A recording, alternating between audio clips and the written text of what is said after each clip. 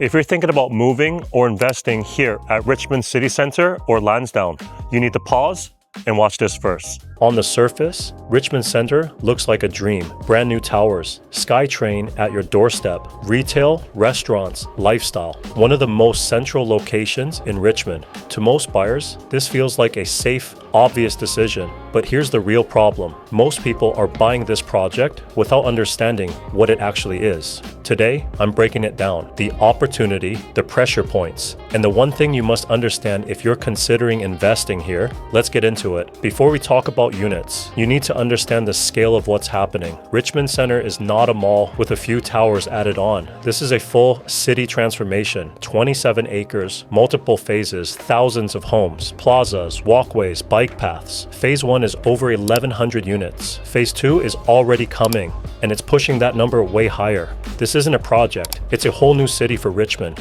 And when something this large gets built, you're not just adding supply, you're resetting the psychology of the entire area. Now here's where the risk starts to show up. When you introduce this many units across multiple towers with similar layouts, finishes, you lose leverage. Let's say you buy a 1-bedroom, nice view, higher floor. Fast forward 2 years, the building completes, renters move in, owners start listing. Suddenly, you're not the only nice 1-bedroom. You're competing with 15, 20, maybe even 30 units in the same building at the same time. That's the Richmond risk. Not that people won't want to live here. It's that you blend in when real estate rewards people who stand out.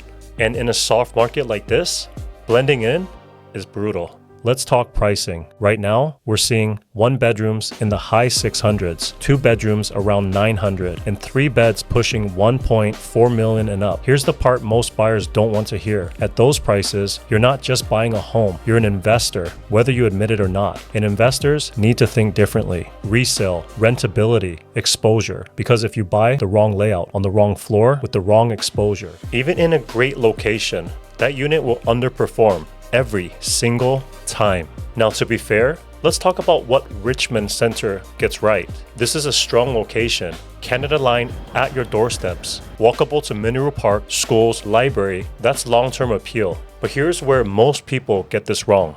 They confuse location, strength with unit quality. Let me say that again. A great location won't save a bad unit, but it will multiply the value of a great one. If you're an investor, here's the real breakdown. Richmond Centre can work if you're holding 5 to 10 years. You're not stretched financially, you're buying a standout layout, but be very careful.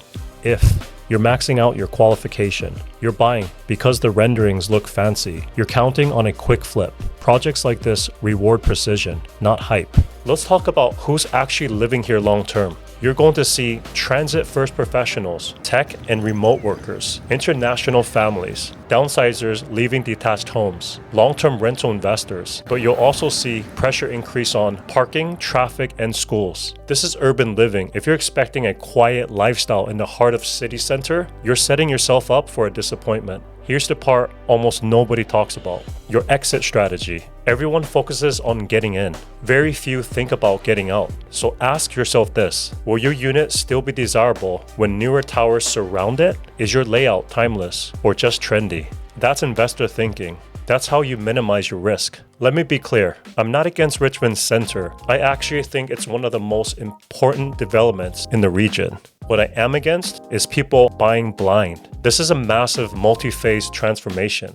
There's opportunity here, but only if you buy intentionally. This isn't 2016 anymore. Today's market rewards education, patience, and strategy. And if you're not deliberate with your purchase, the market won't protect you. If you're considering moving or investing at Richmond Centre or nearby projects, I'll give you my honest opinion, even if I have to tell you to wait and don't buy this one. If you found value in this, give it a like and subscribe for more straight up real estate breakdowns. If you want to see how this all connects, go watch my other video right here, the end of Lansdowne Mall. Same city, same density, same long-term game, and I'll see you in the next one.